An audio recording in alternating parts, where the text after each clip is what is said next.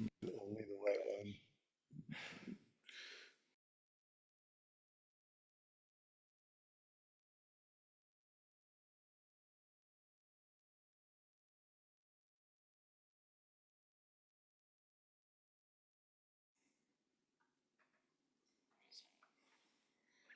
Good afternoon, everyone. Thank you for joining us for our first quarter webinar. I'm Robert Clark, joined by Chris, as always. Thanks for having me. Good to be here. No, you're having me. Whatever. Yeah, I'm just here introducing you. Let's see, we have a lot to cover. Wow, first quarter, what a quarter it was, and it continued right into the second quarter. And it'd be silly not to touch on what the last week has looked like. So we'll make sure to cover that. But we have a lot of data to cover, so we'll just jump right in. So Tyler, if you could take us to the next slide. What we're going to review today is one, a market recap over the first quarter of the year. Two, how we prepared for that. If you were here for our January webinar that wrapped up the fourth quarter of last year in 2024, we had some important things to talk about. We took action on those things that we were talking about, and so we'll review exactly what we did. And then we're going to talk about just a review of market cycles. What do we typically see of like the seasons of a market cycle? And then obviously closing remarks where we get to highlight how our portfolios, the Prosperitas portfolios, stacked up against the major indices and kind of our outlook going forward. So with that said, let's jump a couple slides and just look at the market recap for the first quarter. Chris, do you want to do the honors? Sure. Yeah.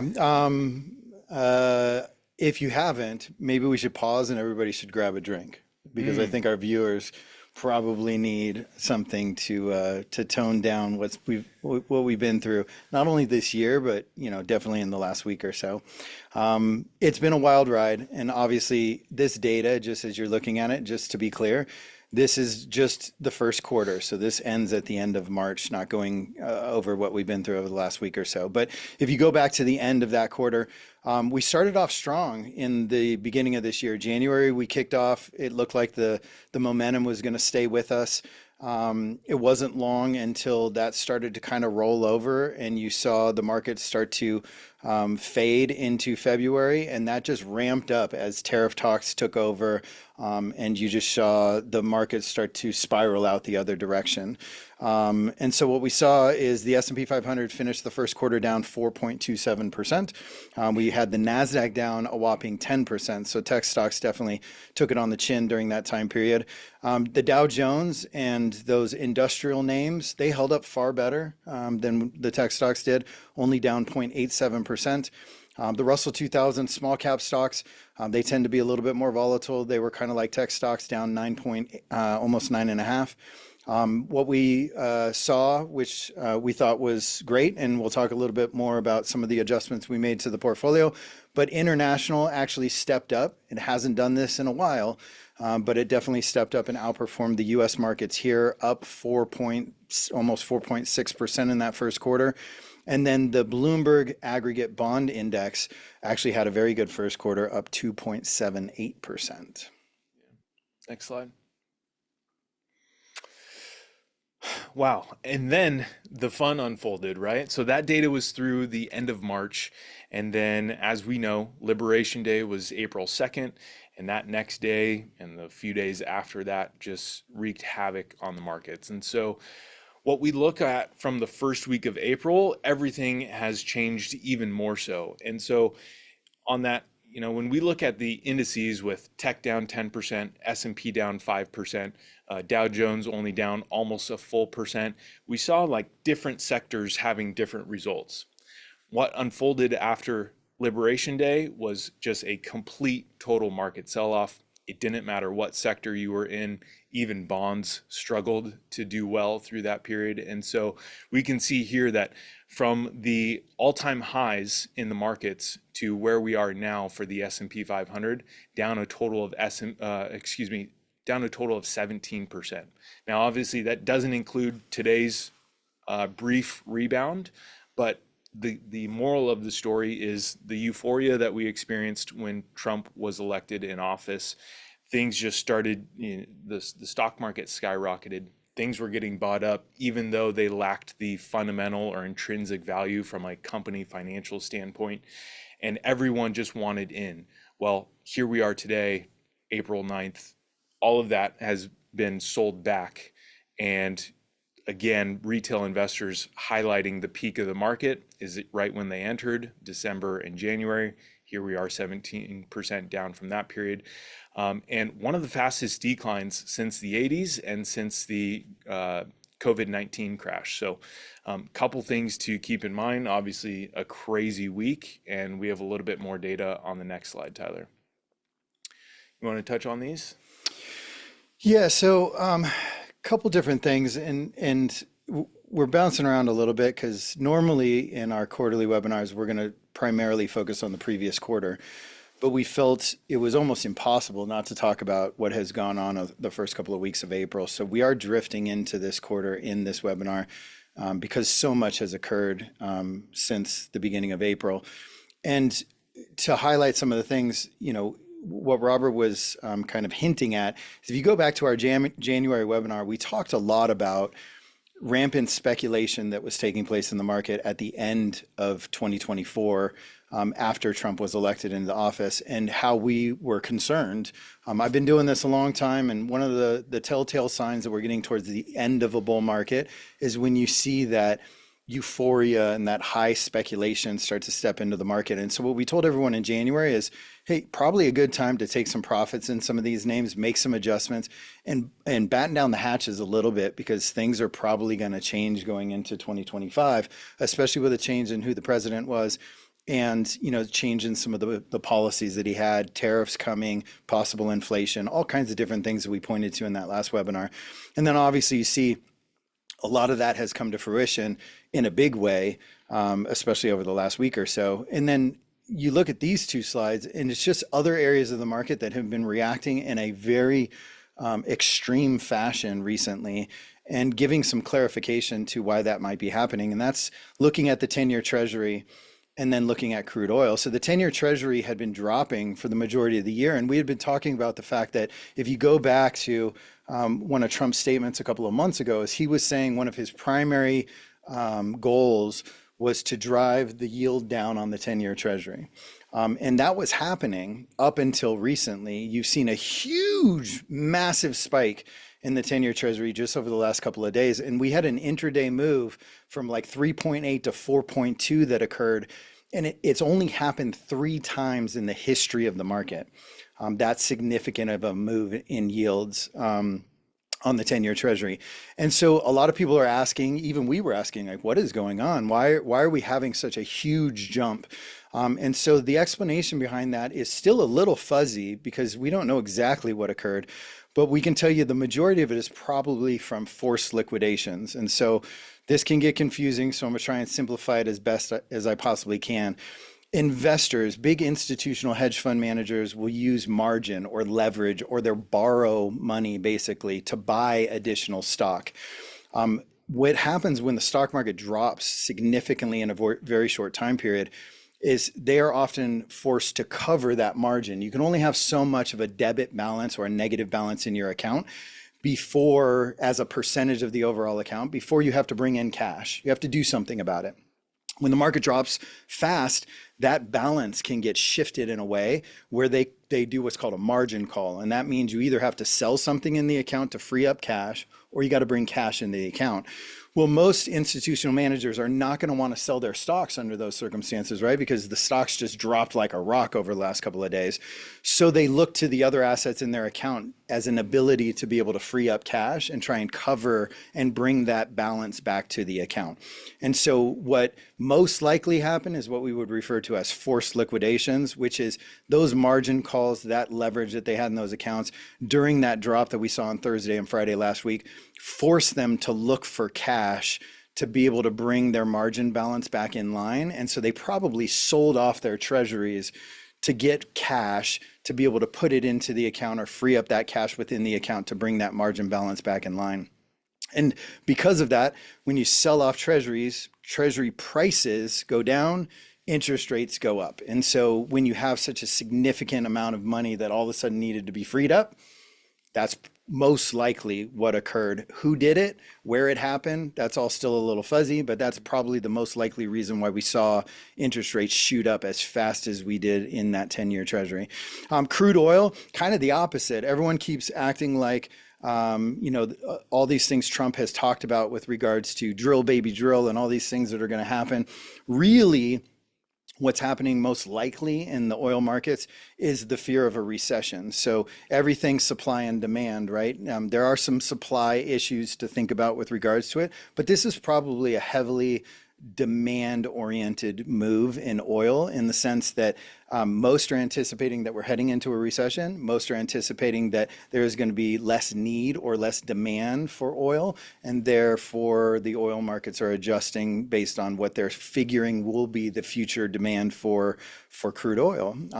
If less people are flying, less people are willing to take their RV on a trip, everybody's battening down the hatches and deciding that they're going to spend less moving forward, that could be a bad thing for the need for crude oil, especially going into these summer months that are typically a seasonally high demand for crude oil. So that's probably what we're seeing in that market. And, on that specific note, I remember when we were, I would say 12 months ago, we were looking at, hey, this is an election year. Doesn't matter which candidate takes office, but what's our strategy depending on who is officially elected? And one of the things that we looked at are what sectors have done well under each type of office. And Trump's first term, oil was just fell, and everyone thinks he's going to be pro oil, pro drilling. It just opens up so much supply that the demand's not quite there, and so here we just see that play out again. Almost makes it appealing to buy.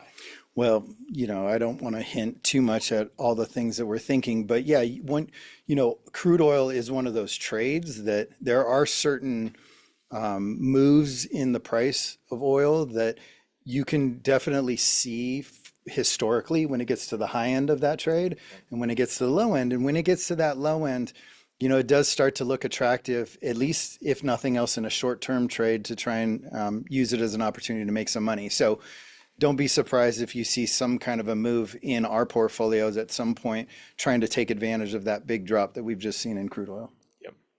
Fantastic. Next slide, Tyler. Okay. In January, our conversation highlighted the overvaluations of companies, and now here we are, especially after a significant sell-off, we're sitting back in that safe zone. So the chart on your left is pointing out how few times we've been at a valuation at this number for the S&P 500, but you can see there was a heavy spike as we finished last year and going into this year, where the S&P 500 valuation, so if we look at the price to earnings ratio for all the companies within the S&P 500, we usually aggregate it to one number. It was floating like north of 30. Now we've brought that number. I mean, when we initially made this slide, Derek, when Eric initially helped with these numbers to make this slide, let's give Eric credit where credit is due. We were looking at a 29 PE ratio for the S&P 500. We updated the slides a couple days later as the markets continued to shift. We were down to a 26 price to earnings ratio, or PE ratio. Now here we sit at about 21. So that's just how quickly these can move. And as a point of reference, a normal price to earnings ratio for the S&P 500 is between 20 and 30.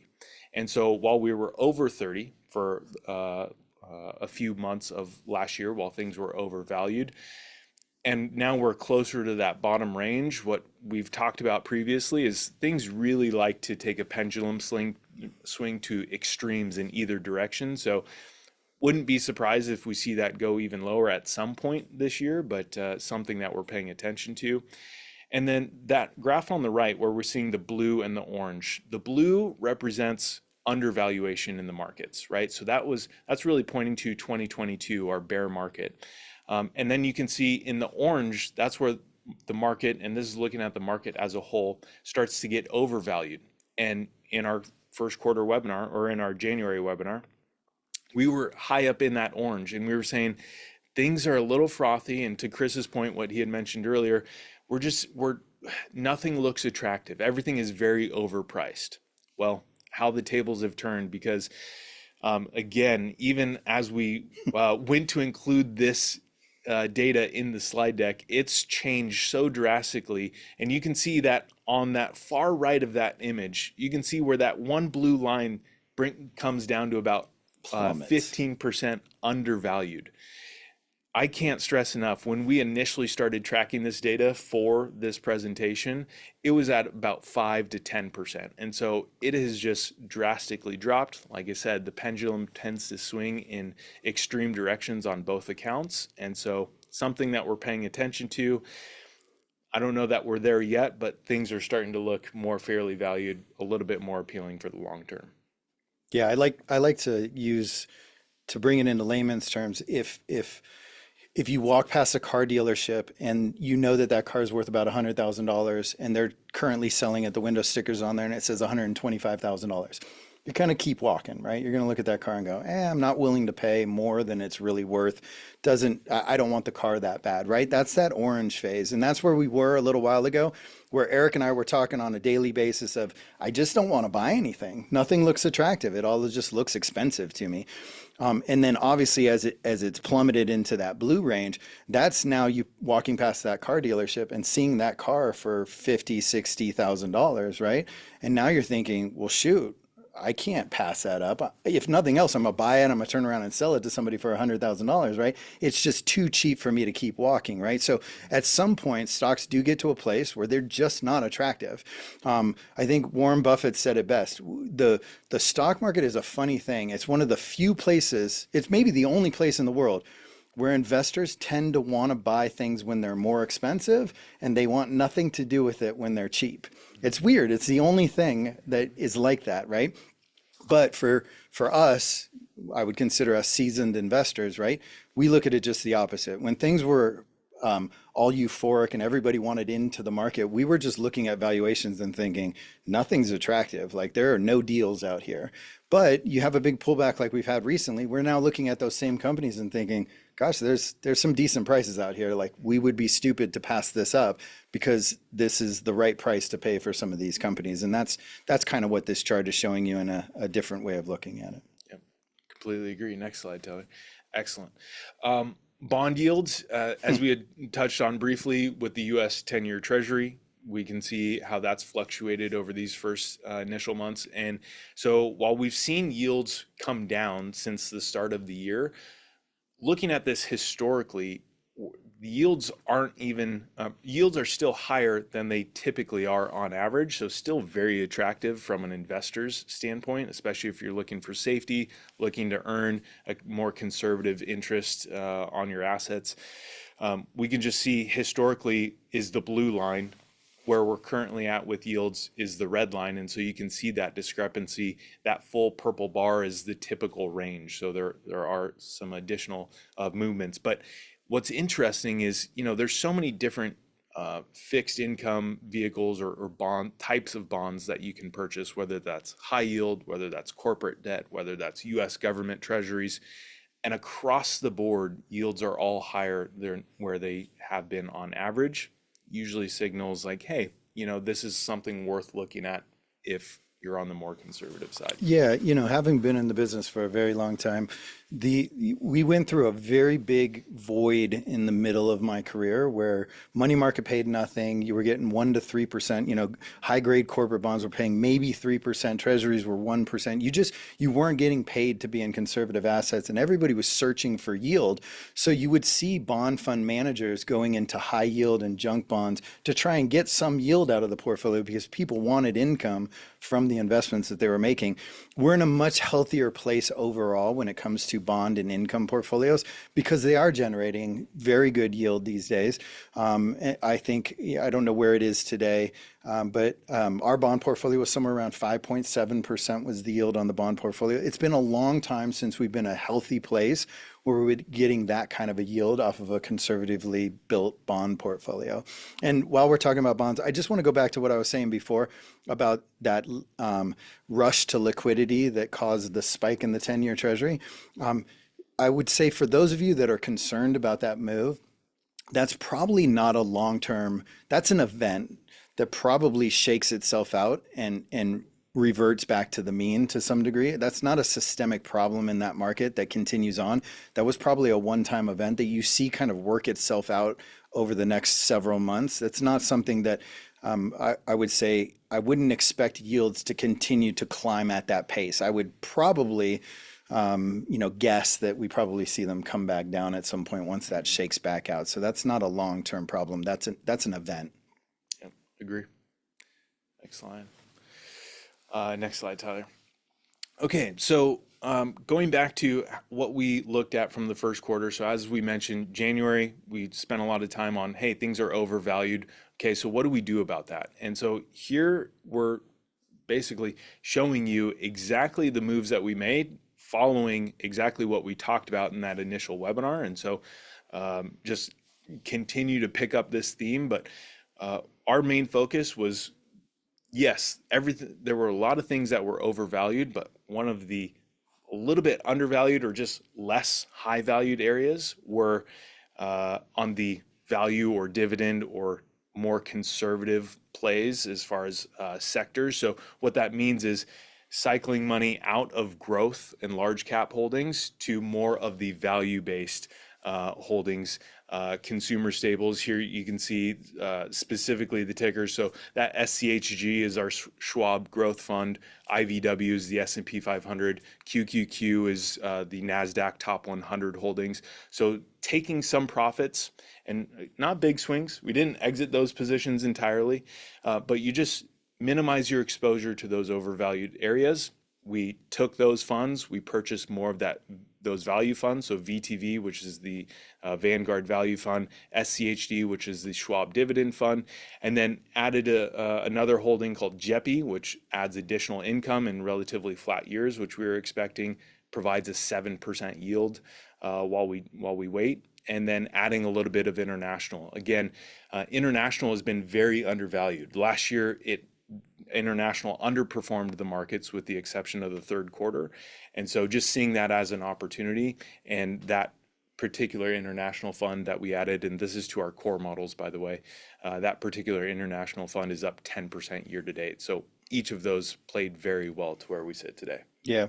Yeah, not only did we increase the exposure that we had internationally based on valuations being lower overseas than they were in the U.S. markets, but we swapped out our fund. We had an international index fund that we were holding in there. We swapped that out for the Brandis International Fund, which has been a great move because it has done phenomenal, far better than the other fund that we were holding in there. So from a management standpoint, not only are we adjusting the allocation along the way to reduce tech exposure, growth exposure, move into more dividend and value plays to kind of lower the overall risk and valuation in the portfolio, but we are often shuffling even the holdings within the portfolio to try and make sure that given what the market's throwing at us, we have the right position in there. And Brandis looked beautiful from the standpoint that they were an active management program versus an index that we felt knew the markets better and were going to be able to position properly in a complex international market. And that has played out very, very well for us because that fund's done phenomenal. Clearly. Yeah. Clearly. Next slide. Amazing. Thank you. For perspective, so when we look at timing of when we made this change and then what has happened since, this arrow in the chart is basically pointing to that blue line. That was the Schwab Growth Fund that we cycled out of. So we reduced our exposure to that blue line. We added that pink line, which is the Vanguard Value Fund. And so just that little shift, you can see how that benefits our portfolios, especially through a cycle like Q1, where we see that sector rotation with Schwab Growth eventually ending up down 5-ish% year to date, and then that value fund up 2% at the time for end of quarter. Yeah, and this is where we typically wouldn't drift into what's happening in this quarter. We'd focus solely on what happened last quarter. But I'd be remiss if I didn't mention that on Friday, just this past week, when the markets were selling off like crazy on Thursday, and then Friday morning, markets were down again. We then reversed a small portion of that. We took about half of that VTV position. we liquidated it and we went back into SCHG with about half of that position. So again, we used it early in the year to reduce our risk and bring the overall valuations of the portfolio down. But kind of like when you were looking at that slide previously with the orange and the blue, you get far enough into that blue and those numbers start looking attractive and you can't walk past that car that is reasonably priced on the lot, right?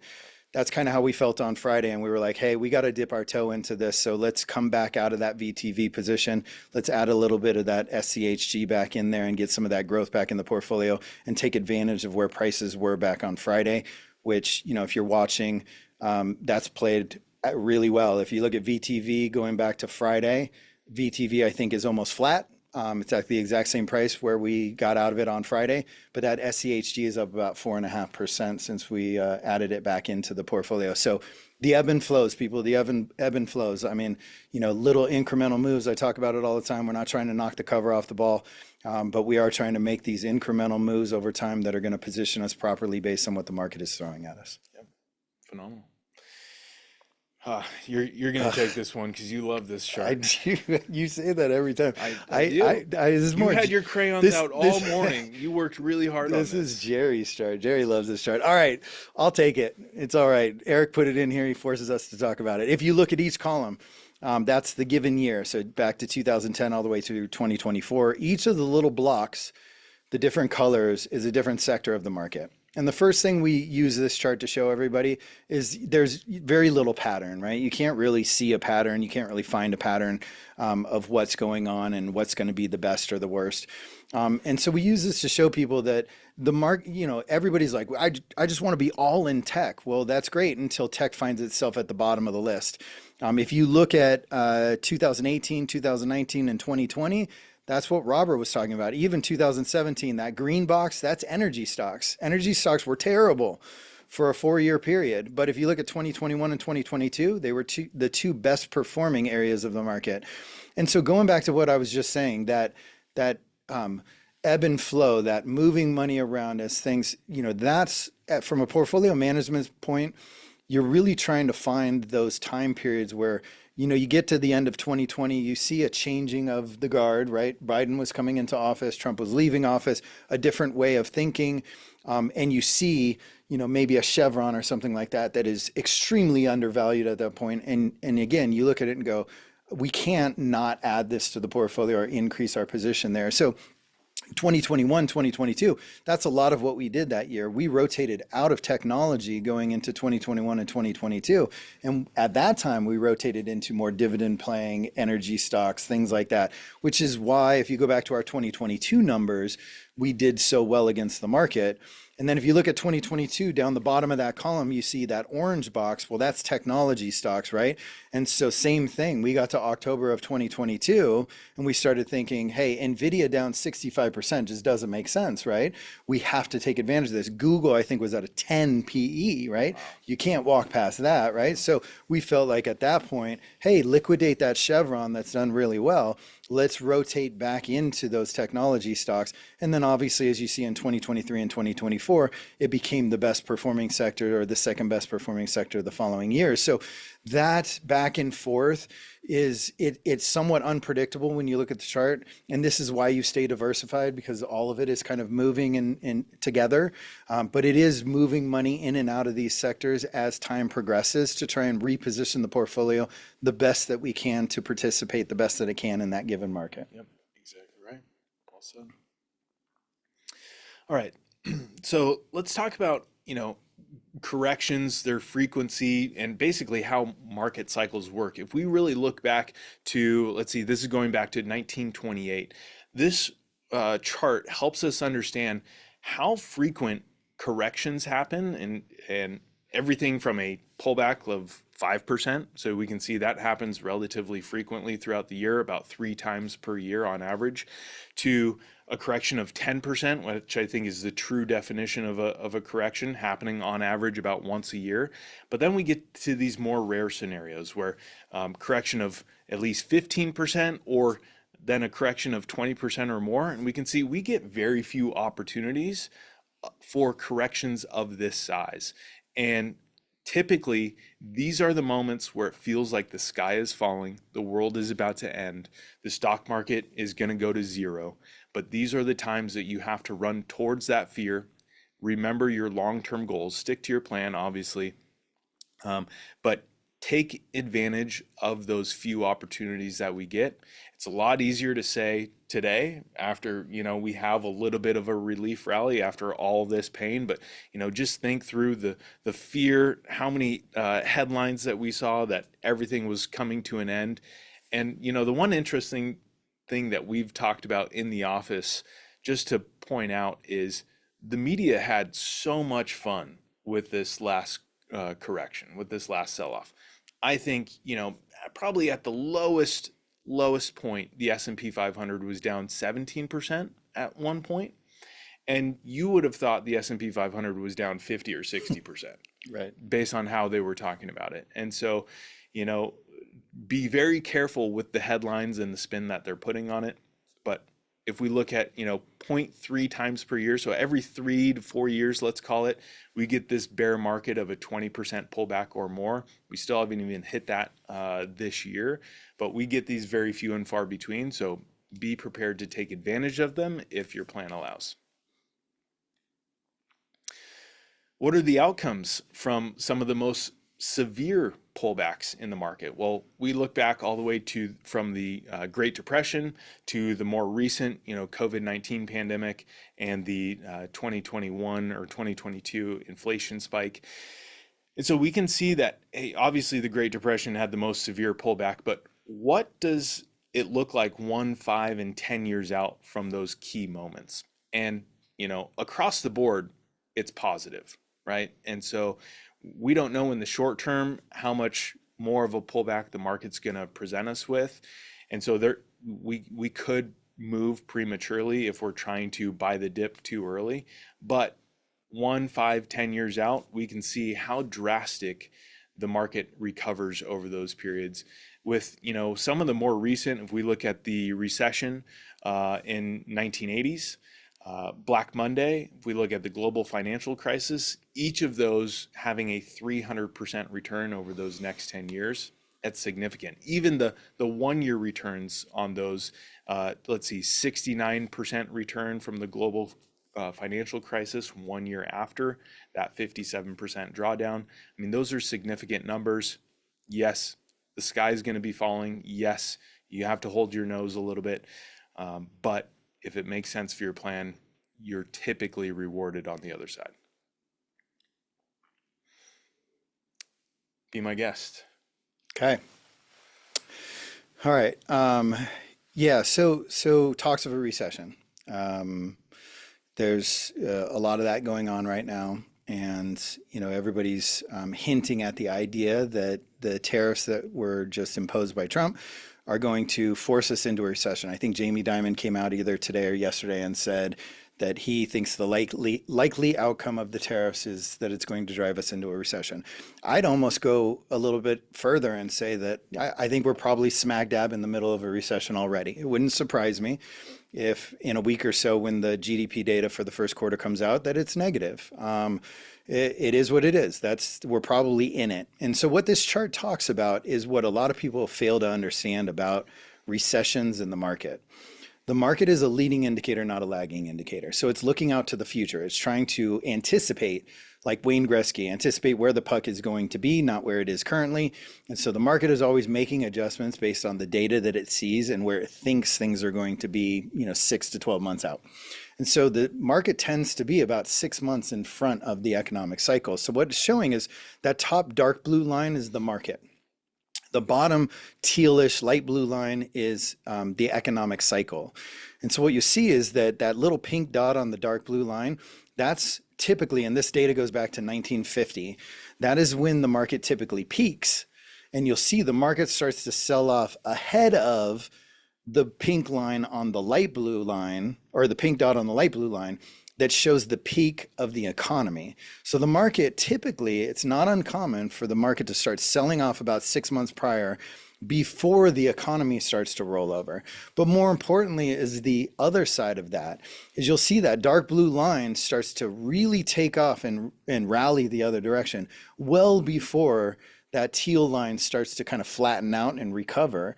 And so again, the market gets to a place at some point, and it's typically 6 months before the end of the recession, that the market starts to go, hey, things are cheap.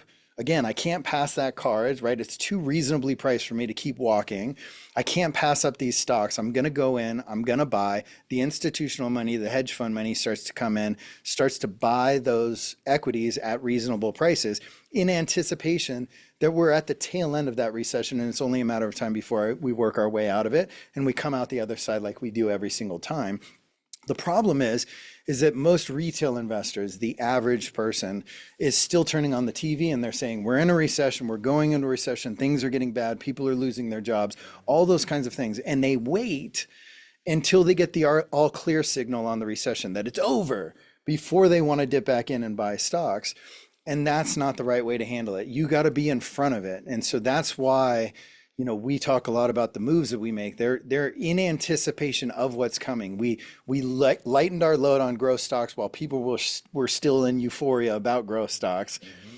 And we're dipping our toe back into the markets while people are still afraid that a recession is coming and they're fearful of what's going on. Because you're not looking at it from where is the economic cycle. You're looking at it from where are stock prices and are they reasonable or not reasonable to be in them at that time. So this is something that historically, if you learn this, it's going to pay dividends to you in the long run, and it's going to make you a much better investor because you're going to get into the markets when they're cheap, regardless of what the news is telling you. You're going to ignore the news and you're going to look at when the opportunity presents itself instead of waiting for the all clear signal, which is going to force you to miss some of that rally.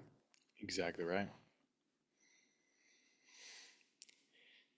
Do you want to provide the summary of, I believe you stole this straight from an email that you had sent a client in one of the more painful periods of the recent markets. Yeah. So let's walk So this is talking about market declines. This is kind of stolen from an email that I sent to a client during COVID.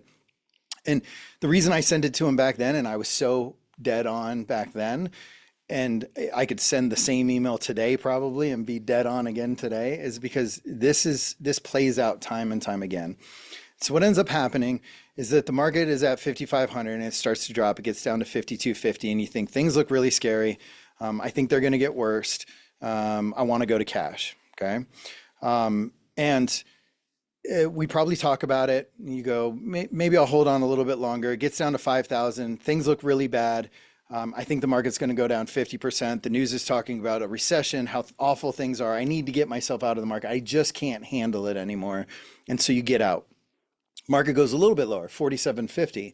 And when it goes to 47.50, you think, I'm so much smarter than Chris. Thank God I got out of the market, right? But then like today, when the market all of a sudden spikes hard the other direction because of a change in tone or change in news or something, all of a sudden it jumps up to 5,000. And you say, yeah, that bounce was cool, but I still don't trust it because the news is still telling me a recession's coming. There's still all this tariff talk. Trump's an idiot, right? Whatever your thoughts are, what you feel, right? And so you don't believe that initial bounce. Then it bounces up to 5,250 and you think, gosh, I missed it. I got out lower. I got out at 5,000. Now it's all the way up to 5,250. I would have been better holding on, but I'm going to wait for the next dip and then I'll get in on the next dip. But the next dip never comes. Next thing you know, you're back up to 5,500 and you really suffered the losses of trying to time the market and getting out because you were fearful. And you would have been better off just riding it out. Or more importantly, what the next slide looks like, Tyler, which is at 5,500, it goes down to 5,250. You say, hold tight. Okay, things don't look too good. Then it gets down to 5,000 and you go, things are starting to look reasonable. Maybe we should buy a little bit. Let me just add a little bit. Maybe that Roth contribution, I'll add a little bit extra to my Roth this year. Then it gets down to 47.50. You hold your nose because you turn on the TV and it's Armageddon, right? But you hold your nose, you call up your advisor, you put in more money, and then all of a sudden the market bumps up to 5,000. You're like, oh, we're in better shape. 5,250. Oh, we're in a really good place. Back up to 5,500. Now you've taken advantage of the dip versus letting the dip take advantage of you. And so this, we try to get people to really understand, Warren Buffett says it all the time. Be fearful when others are greedy, greedy when others are fearful. When the market is all-time highs and your friend thinks he's a genius stock investor and, everything is euphoric and speculation is through the roof, that's a time to say, hey, maybe I should cut my profits and take some money out of the market. And when nobody wants to talk about the stock market, everybody wants to run and hide, and the market looks like it's doomed, it's going to go to zero, and the news is telling you that, the end of the world is coming, that's when you want to put money into stocks. And if you can figure that out, trust me, it's going to make you rich. It's going to make you a much better investor in the long run. Well said. Oh, yeah, another one. Just keep going. Yeah, I'm actually going to get out of here and take a break. You've wrapped this thing up. No, when you were talking about, I didn't pipe or jump in when you were showing that slide about the drops that have happened over time. What I try to get people to understand is two things, not making a mistake when markets drop and not missing the opportunity on the rebound, because there's only so many of them. I've been in this business for just shy of 30 years. And even for me, it's been the dot-com bubble, it's been the 2008 financial crisis, 2018 with this dip here, it's been the pandemic of 2020 and 2022 and now. So 6 events where there was really an opportunity to take advantage of a big dip, and the rallies out of those are huge. There's tons of money to be made on the heels of those, and only 6 in 30 years, basically, have we had that kind of an opportunity to really take advantage of a big dip like this and really make money on that rebound out of it. So it's super important to realize that these don't come around that often, and you don't want to pass too many of them up, because you're going to look back and be like, I really wish I would have. I use the example of 2008 when real estate prices plummeted in the financial crisis of 2008. How many of you look back and be like, I wish I would have bought that house or bought that rental property or bought every property you could get your hands on, right? They were at 50 cents on the dollar. We all wish we could have bought just unlimited amounts of real estate at that time. We may never get that opportunity again, right? You only get so many of them. So taking advantage of the rebound is important. 2018, and the reason the slide is up there is I feel like this market, and I could be wrong, we'll see how it shakes out, but 2018 and 2025 seem the most similar to me out of market environments that I've been in. And the reason was in 2018, the Fed started raising interest rates. Jerome Powell came out towards September of 2018, and he said, I'm going to raise rates 2 more times the rest of 2018. I'm going to do it 4 times in 2019 and 2 times in 2020. And the market panicked. They thought there's no way he can raise interest rates that much over the next couple of years without driving us into a recession. So all these recession talks came in, and the market plummeted. September 18th, it dove something like 19 to 20% all the way through Christmas Eve.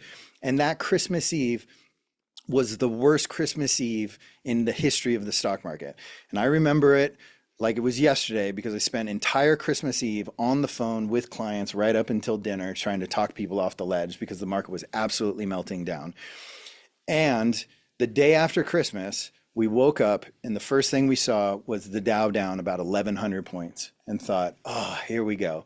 But about midday, Jerome Powell came out and he said, I'm going to raise interest rates a 1/4 point, but I'm going to take a wait and see approach from here forward. So the idea of him raising rates 4 times in 2019 and 2 in 2020 was all of a sudden off the table. And the market soared.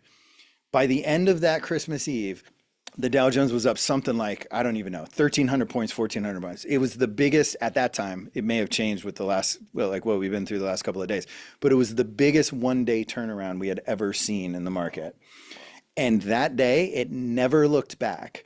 And about March of 2019, we had fully recovered those losses that started in September of 2018. Now, the reason I think it's similar to right now is because what is driving the decline in the market, and what, like today, can change very, very fast, is the market is dropping based on somebody's words. They're the words coming out of the mouth of our president, Donald Trump, right now. He is saying, I'm raising tariffs, I'm doing this, and everybody's panicking about what the recession or the outcome of what is happening. But just like in 2018, where Jerome Powell turned and said something totally different, and the market soared because all he did was change what was coming out of his mouth, is that this market has the opportunity, like it did today, where Trump came out today and said, ooh, hey, people are starting to talk to us. Like countries are starting to come to the table. So let's not punish them. Let's give them time to negotiate. We're going to put a pause over the next 90 days on every country out there and their tariffs. We're going to take the reciprocals down to 10% or all the details, except for China. We're going to hammer China because China's not willing to work with us. But everybody else that's coming to the table, we're willing to give them a 90-day pause so we can have talks and we can try and fix things. And the market soared today. I mean, I think the NASDAQ was up somewhere around 14%. I think the S&P was up 10%. You had stocks like NVIDIA, I think was up 17% or something like that. Apple through the roof, all because he changed what he was coming out of his mouth. And so that's what reminds me a lot of 2018. That's why it's so difficult in a market environment like this to try and get out and get back in, because you have no idea when the words coming out of his mouth are going to change. And all of a sudden the market's going to skyrocket the other direction. And if you got out of the market yesterday, the day before on Friday, and you saw what happened today, you are a very probably sad and upset human being right now, right? Now, maybe you're holding on to that hope that it's going to pull back, and it might come back down. You might get another opportunity to get back in there, but God forbid it doesn't, and it keeps going the other direction, and you got out last Friday. That's why timing the market is so dangerous and not something that you want to do. You want to do the opposite. You want to do what we did, which was on Friday, go, hey, things look really cheap right now. We might want to dip our toe into that and go buy some growth in tech stocks in a market that's down, so that hopefully we can take advantage of the run, which we have. So Yeah. Well explained. Yeah. And here's the recovery on the other side. So we can see from that low point, December 24th, and then that very next day, the markets fully recover in less than 1 year. And like going back to that other side, now, if on the flip side, you would have been calling your advisor on Christmas Eve going, this looks like an outstanding opportunity. I'm sending money. Can you get it into the market right now? Because Apple's down, whatever it was, 35% in the last 3 months. I want to pick up some today at reasonable prices. Think how much better this felt versus the ones that called and panicked and wanted to get out of the market on that Christmas Eve, right? Yeah. Run towards it. This game, it takes a little bit of courage. It takes a little bit of bravery. It takes a little bit of, but you got to do it. It really, it's one of the most important traits if you're going to be a good investor. You got to be a little bit brave. You got to be a little bit optimistic. And you also got to understand that these things continue to repeat themselves time and time again. Okay, wrapping this show up. So again, first quarter data. So this is as of March 31st. So January 1st to March 31st of 2025. And again, under the blue box, that's how the major indices performed over that period. And those black boxes highlight our Prosperitas portfolios. That center one, our stock series. So that touches on our stock portfolio, which is our flagship fund, one of our more favorite proprietary funds. So we can see, and that would be very comparable to the S&P 500. So in the first quarter of the year, S&P 500 down 4.27%, and our stock portfolio down 0.63%. Fared far better than a relatively overweight tech benchmark index. The NASDAQ index, again, we had mentioned down 10.6%, 10.26% over that period. Compared to our tech and innovation portfolio would be very similar, although the tech and innovation portfolio is far more aggressive. Those who are in it know the benefits of being in it. Through the first quarter was down 11.9%. And then to highlight our dividend portfolio, really a first quarter rock star, highlighting the importance of being in safety, being in just value plays, high dividend paying stocks, up 3.86% for the first quarter of the year. So absolutely phenomenal. And then you can see how our core portfolios have shaken out over that period with, I always love that capital preservation fixed income there on the bottom right of your screen. That's our fixed income bond fund. That was the one that Chris had mentioned, has a yield of 5.7%. So as soon as you enter that, over the next 12 months, it's a 5.7% yield, just holding that position. But that capital preservation fixed income up 1.53% through all the madness is really done very well. Yeah, a couple other things I'll throw on here. I really don't think our tech and innovation should really even be benchmarked to the NASDAQ, but that's the closest thing we can find a benchmark against it because it's not really a fair, they're not even in the same ballpark when you look at average annual returns stretched out over time. I think tech and innovation, even with the recent pullback, is averaging something like 32, 33% a year stretched out over the last 10 years. NASDAQ's not even it's not even fair to the NASDAQ to even compete between the two. S&P 500 and the stock portfolio, they're a little bit closer, reasonable comparison there for sure. The other thing, I didn't mention it earlier, but those of you that are in the stock portfolio, just, a little hint, maybe you saw it, but, on Friday, Eric and I, we were like kids in a candy shop. I actually think I posted on Facebook the day before that, I feel like a kid in a candy shop, but we were like kids in the candy. So you might have saw in your stock portfolio, we added to our, Apple, Microsoft, a couple of the positions in there on Friday as well in the stock portfolio, just taking advantage of some of those prices. So if you're in the stock portfolio, you probably saw some of those confirmations of those trades tick off on Friday as well. I'm getting into some of those things that we just felt were reasonably valued at that time. But yeah, these are the other thing I liked. Obviously a lot has happened since the end of the quarter, but, ending the quarter where you've got, the market's, down decent amounts, pretty much across the board for the most part. And then, we still had 5 out of our 12 core portfolios that were still in positive territory. So for our more conservative investors, those are retired, and just looking for safety, we once again, I feel like we proved that those, more conservative portfolios, they do hold their own in these difficult times to make sure that those more conservative investors are protected. Yep, absolutely. Yeah, I told Eric to throw this in, and this is kind of my closing slide for you guys. And it's really just to understand, and I'm sorry, the numbers are small off to the right, so I can't see the totals, but all it really is showing is if you look at the last, this is 30 years. I was hoping for more like a 20-year, drop it down a little bit. But if you look at, what has gone on over these time periods, if you start maybe somewhere around, that 2005 time period, since 2005 or even going back to, 2000 when we had the dot-com bubble, you had the dot-com bubble in there, you've had the, look at the financial crisis in there. If you can see it in the right before where 2010 starts, the financial crisis, which is really, talk about significant pullbacks, right? When you stretch it out over time and you really pull away from it, it looks pretty small on there now, right? And the further away you get from these things, the more they look smaller and smaller and smaller over time. But as you go through it, this is where I want everybody to just remember, take a deep breath and understand it's chaotic out there. There's a lot of stuff going on. This is not the end of the world. This isn't even really, I hear a lot right now, this time is different. Is it though? The dot-com bubble, the internet didn't even exist at the time. So nobody had seen anything like a dot-com meltdown and a dot-com bubble. Then you had September 11th. The first terrorist attack on US soil of that size, right? Then you had, the financial crisis of 2008, closest thing to a depression, right?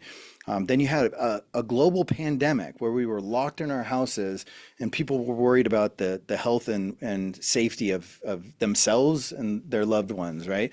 Then you had 2022, which historically is probably the worst bond market we've ever seen because we've never seen interest rates on a percentage basis rise as fast as it did in 2022. So nobody really alive right now has ever seen a bond market worse than 2022. All of those had very significant things to them, right? Yeah. They're all going to look a little bit different. They're all going to seem like this time it's different, but they all have a similar tone to them. There's a pullback, there's an opportunity, there's a rebound, there's a recovery. And when you stretch and move away from the market, I always say, if you get close up enough to any individual time period, it's going to look really chaotic and hectic.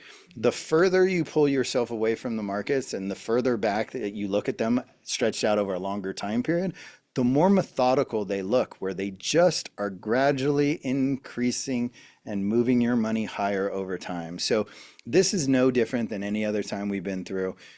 It's a little bit chaotic, it's a little bit hectic. We'll find our way through it. And as money managers and those of you that have trusted us with your money, we're going to make the right moves at the right times, getting out when we should get out, getting you guys back in when you should get in, and put you in a position to even take advantage of this more than this chart itself. But when you look at over time, a lot of money has been made by being an investor in the stock market, regardless of all those major events that have taken place during that time period. The markets continue to move higher. And again, I can't really see, maybe you can see better. I think is it a 2,000% return for the NASDAQ? 2,000. A 2,000% return for that pink line, which is the NASDAQ up top, stretched out over that 30-year period. And look at all the chaos that's gone on during that time period. So be an investor, think long term, stick to your guns, stick with your plan, make sure that you're not letting fear or emotions grip you or make you make bad decisions, and go against the grain. Put money in. Really right now, I mean, today may change things a little bit for like the initial short term, but if you haven't made IRA contributions this year, SEP IRA contributions, start thinking about things are still a lot cheaper than they were 3 to 4 months ago. So now's still a good time to get in there and pick up some of these names that are selling at a discount to where they were just, a short time ago. Completely agree. Okay, last key things here. Mentioned it a couple times. What are we taking away from this first quarter and obviously the first week of April? One, there's opportunities to take advantage of, but most important is stick to your financial plan. That's why we start with the financial plan, because, when we say, there's opportunities to be had, it's different if you're accumulating assets and just now growing your account and still planning to work for the next 10, 20 years and very reliant on accumulating those assets. Whereas if you're on the opposite side and you're living off those assets, it's critical not going overly bullish or buying the dip too prematurely. This most recent sell-off started in February 21st. It was a Friday. And so to think that we're almost 2 full months from there to the low. And so there are people that were buying the dip, weeks after that initial decline who still have yet to recover.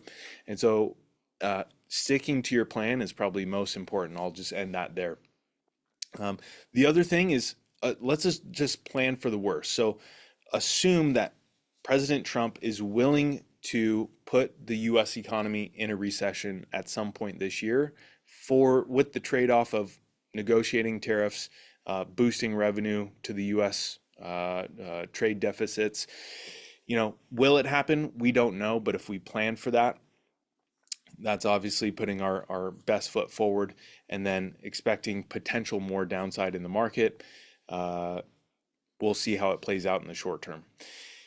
And then for us, what we're looking for is more of those opportunities to shift into those undervalued holdings or opportunities, and not necessarily, especially after we see a day like today, the last thing that you want to do is chase some of those opportunities thinking they're going to go away and never present themselves again. So just patiently waiting for certain companies to present attractive entry points to us, and then continuing to look for rebalance opportunities like Chris mentioned that we took advantage of late last week. Yeah.